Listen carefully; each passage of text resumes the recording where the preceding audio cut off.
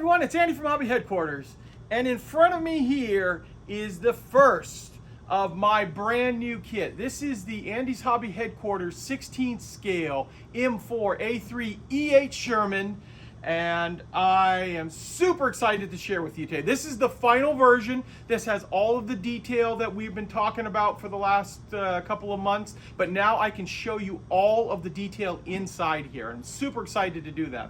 Now you'll also notice too that there's a separate box here. This is the figure that is inside. This kit includes this figure inside here.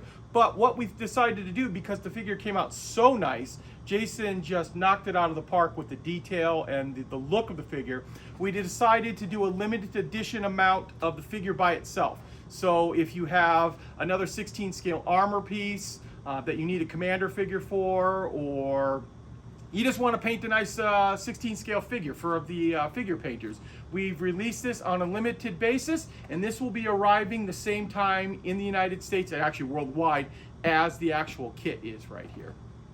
So we have not much to look at in here because we're going to show you the figure when it's inside here, but just keep that in mind that you will be able to get it separately. Also, I heard it fall out while we were filming. We have the little bit of photo etch, the clear part that's inside the kit, as well as the decals for his rank and insignia on both arms. So very good. A lot of times companies don't include that, but we made sure that it's included both in here and inside the actual figure set. So I am thrilled to share with you the brand new kit. So let's take a look inside and let's get started.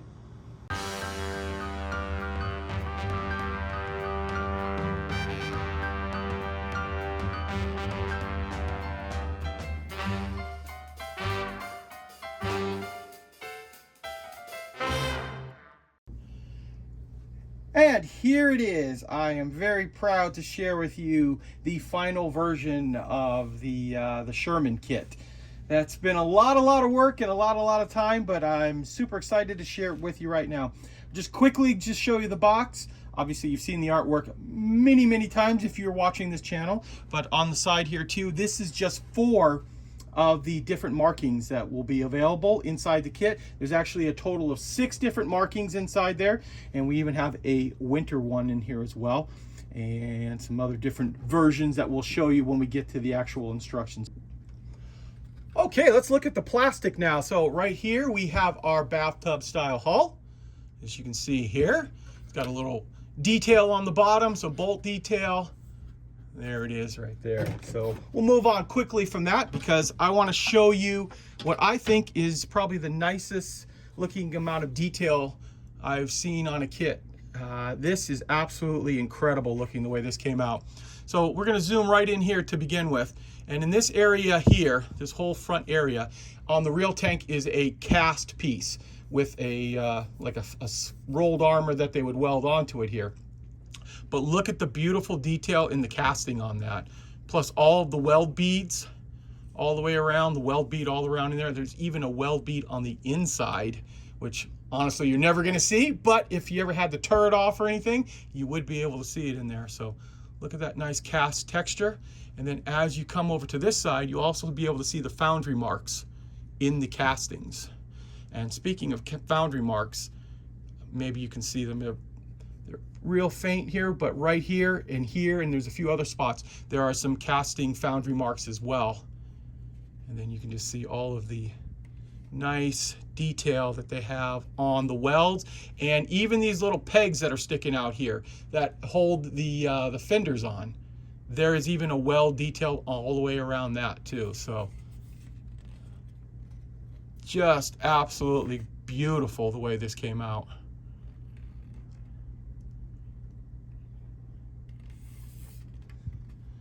And of course there's some weld detail around where the ball machine gun would go.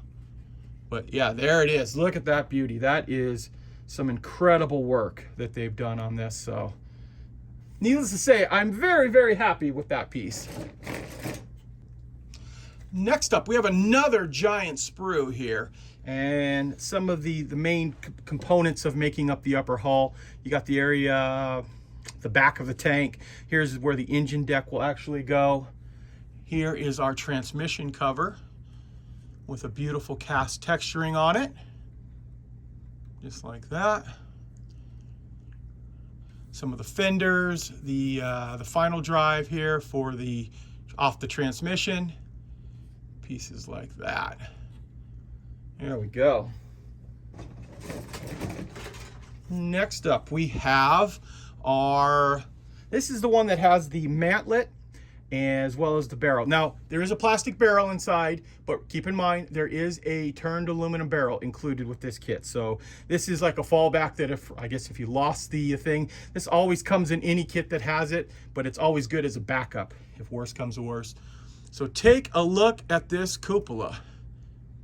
Look at all the cast foundry marks, as well as the cast texture on that, and even the screw heads. Look at, I don't know, they stick out so well for me. When I'm looking at them here, I just go, wow, it looks incredible. There's texturing on this part, this part, this part, all the parts that would be cast in real life. And then we come over here to our two mantlets. And the reason there are two mantlets in here is because you can build it with or without the rain gear. And one of them here, I can't remember which one it is here, you actually have to install the little pegs on it. That you can have it basically three different ways. You can have it just a very early one that has no rain gear at all, none of the pegs or anything. This one, which has it, you'll put the pegs on and you can leave the actual rain gear off, or you can actually put the rain gear on. So you get three different options on that. And then look at this. Look at that muzzle brake, all slide molded. Absolutely beautiful the way they did that. All you have to do is attach this front piece onto it, and the muzzle brake is done. So wow, beautiful looking on that. Now we're going to jump to the turret, and the turret is two pieces, and right here you can see how when you push it together, it's got a nice tight fit. Beautiful cast texturing on the entire thing, including the foundry marks all up in here. And that's something you're going to notice on this. There's foundry marks everywhere on this kit, just like the real tank would be. And you see how well, I mean, this is just stuck together. Look how tight the fit is. It fits that well on there. So yeah, very, very happy with this piece too. Put those two back together just like that. But yes, there we go. There is the turret. This next sprue, this one's a big one here. This is our idler wheel for the back, and this is all of our Easy 8 suspension parts. And each one of these sprues right here will make up one whole side. So you get two of these suspension parts sprues, and you can see the volute springs right here. And then even, let's zoom in here. Remember I was telling you about foundry marks? Look at them all in there. Lots and lots of foundry marks on it. And this, so as you look at this edge piece here, this was all slide molded because on the edge of the Easy 8 suspension, it had that little notch into it. And that notch is visible in there on the sides of the real vehicle. So all of this was slide molded and put in just like that. So you can have that ultra detail. Because in 16 scale, you really need to do that. You can't cut corners on 16 scale. It's too big not to see every little bit that's on there. But yeah, take a look at those. So you get two of those inside the kit. Next up, we have our accessory piece, basically. So you've got our 50 cal machine gun, of course, slide molded. So you can see here, the barrel is slide molded, the receiver is slide molded. And this is something I didn't point out in the first time I had the test shots, was because I didn't actually notice it there. This is a spare barrel in a sleeve that you can mount on the back of the tank. So a lot of times you'd have a spare barrel, or if you're putting the gun in storage mode, you can just slap it right on the back right there. And then there are two different types of can in here. You've got one for water, one for fuel, and of course some 50 cal ammo boxes there too. Here is part of, now this really doesn't have an interior for the turret, but the full gun breech is inside here. So you see everything that would be on the gun on the inside of the real vehicle, you'll see in there. So if you look down through the hatch, you'll be able to see part of the breech, things like that. Got some slide molding done over in here. Very nice. Jump ahead to these pieces here. Now, on the upper hull, you remember those little cutouts in here? These were done separately, and because here is a drainage hole on the actual side here. So when you put those pieces into place, those drainage holes are there. So if any water got around the turret, it could drain out these side holes. And of course, they put some casting marks in there too. I'm sorry if you can't see that very well. There we go. The drainage hole and the casting marks on there.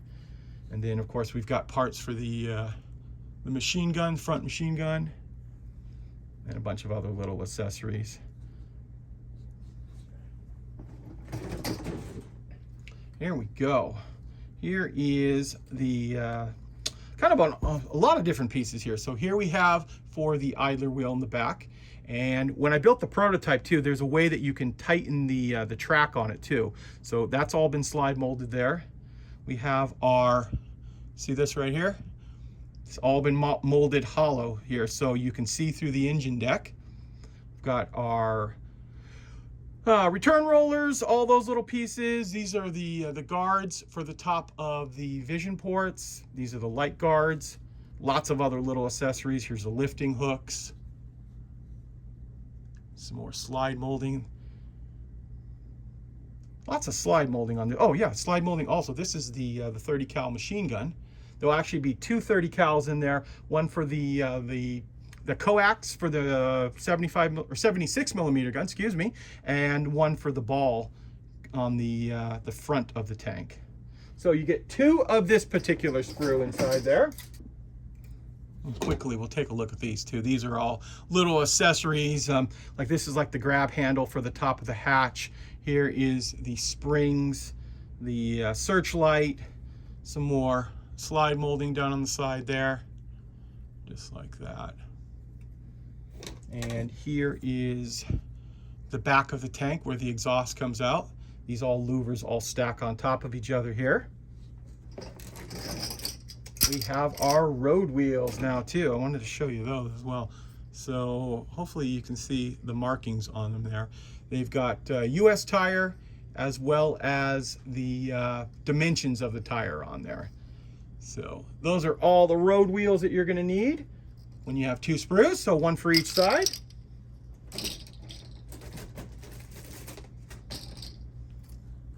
There's another large sprue here. So here is our long fender. It's been slide molded as well. Here is the bolt pattern for the transmission cover. Shovel and axe and some of the pickaxe, as well as a big giant wrench right there. So some nice detail on all of that stuff. And we also have our track sprue, as you can see right here. So the tracks are easily made up. They have three parts. So you've got the bottom of the track, the top of the track, that's sandwiched together. And when you sandwich them together with the next track, these little pieces here lock on to the next ring. So the tracks are fully workable. And then all you have to do is glue in a guide horn. I'll let you take a close look at those tracks right there.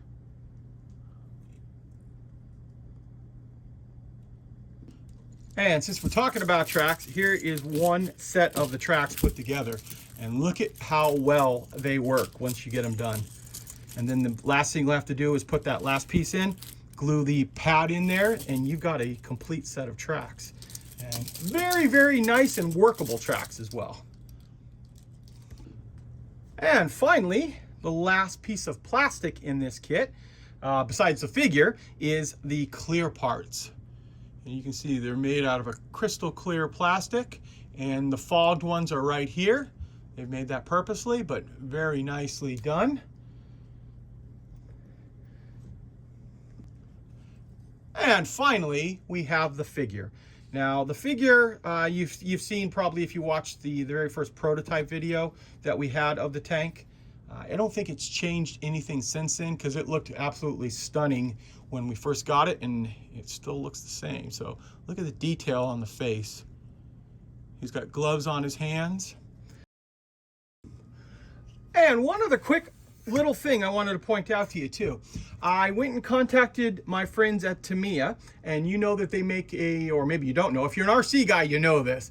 They made an M4A3E8 Sherman with 105mm, an RC version, quite a while ago. But one question I was getting quite often was, will my upper hull fit on top of it? So I contacted them, and they have a lower hull and a transmission cover. And without actually putting it all together, it appears that my upper hull is going to fit very, very nicely on top of this. Now, I don't know about all of the different ways it'll attach, because obviously I don't have the full kit, but the sponsons underneath fit exactly the way they're supposed to. So the guys out there, if you have an RC Sherman and you want to create the 76, regular Army version rather than the howitzer version, this is it right here. I think it's going to work pretty well. And then here's that transmission cover, and you might have to do a little kit bashing between the two of them. But yeah, and there's like a little gap on each side where the part of the fender would go. So yeah, I think it actually is going to work pretty well as an upgrade to your EZ8 RC Sherman from Tamiya. And here are the metal parts that come inside the kit. So first of all, like I was telling you earlier, there is a turned aluminum barrel inside here. Very nice, big barrel too. And then we have our copper wire. This is for our tow cable. And the nice thing about copper wire is you can roll it up and it'll stay close to the position. Some of the other metal wires out there, they spring right back into shape and they're kind of hard to use. The copper wire works very well.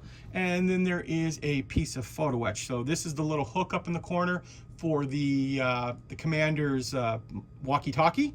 And then this little grill goes on the front of the tank. And now we're gonna jump into the decals. So here we are. Obviously it's an American tank. So American tank is going to be stars and serial numbers on it. And we do have a few other little cool little options that we've added in. So we have the blacked out American star, which many of you may know that the big white stars on the side of the turret were an aiming point for German armor. So a lot of times you'd see knocked out Shermans with holes right through the star. So a lot of crews later on decided to just paint over their black paint over their stars. And that one is that option there. You see we've got different sergeant stripes as well as 4th armor, 8th armor, 16th armor, and 20th armor patches based on where they were, and we'll show you those in the actual color charts, and then plus some other names as you see here, and then of course the big star for the front. Nice decals there all the way around. Let's look at the instructions, and that'll be the last thing we need to look at. Okay, we're going to take a look at the instructions now, and what we wanted to do was make them look like a World War II U.S. service manual with the color and the type font, things like that. I think they came out really well. I actually want to thank my wife. My wife actually designed the whole front of this here. I think she did a really good job on that. And we're going to go right in here. And there is a little bio on me in there, as well as the color layout of all of the sprues in this beautiful kit. And then I am just going to stop talking for a moment and let you look at how the instructions go together. And so you can see, hey, looks like it's going to go together pretty easily for you. So here you go.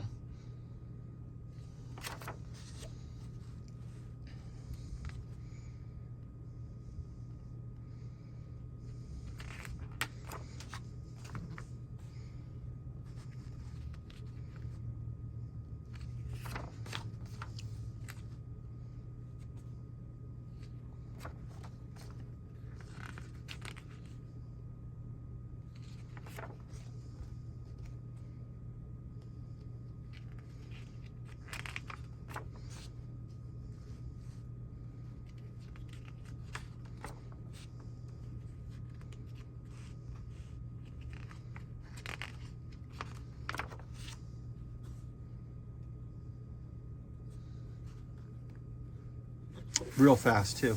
Here are those little bolts I was talking about that you can glue on if you want to create without the rain gear, but with the ability to put it on. Here's our 50 cal up there. So 28 easy steps and you have this beautiful Sherman tank put together. Here's a quick little breakdown of how the figure goes together. Pretty easy. And now we're going to jump right into the color charts here. So the first one we have is 16th 10th Battalion, 16th Armored Division in Pilsen, Czechoslovakia. And I was actually just there myself, really close to that, just about 2 weeks ago. Very straightforward looking decals. Then we move on to here to 18th Tank Battalion, 8th Armored Division in Harz Mountain in Germany in April of 45. That's where we have that little skull on the front there. We're going to jump on to these right here. So we have 20th Tank Battalion, 20th Armored Division, Germany, 1945, May of 45. And this is the one that has O nuts on it. We have winter markings on the 16th Tank Battalion, 16th Armored Division, also in Pilsen, Czechoslovakia, 45. And then we have the one that comes on the cover here. This is the 80th Tank Battalion, 80th Armored Division in Kirchhellen, Germany, March of 45. And that's Acapulco. And Acapulco, you see here, has the rain gear on it. And finally, one that I am most excited about. This one is fictitious, but I don't care. This one is the 4th Armored Division, Belgium, 1945. All of that is real. The thing that is fictitious on this is the Denise on there. That is my wife, and I wanted my wife's name on the side of my tank, so I asked them to put it into the decals. And not only did they put it into the decals, they were kind enough to put it into a whole color sheet for you. So worked out perfectly right here. So this is obviously something that's near and dear to me, and I'm very excited to do. So that is probably the one I'm going to be building. And finally, the last page, just showing the Andy's Hobby headquarters. So, well, there you go, guys. What'd you think? I'm ecstatic about it. I think the detail and quality are incredible. I built the prototype, and I know it fits together wonderfully. So very excited and happy about the whole thing.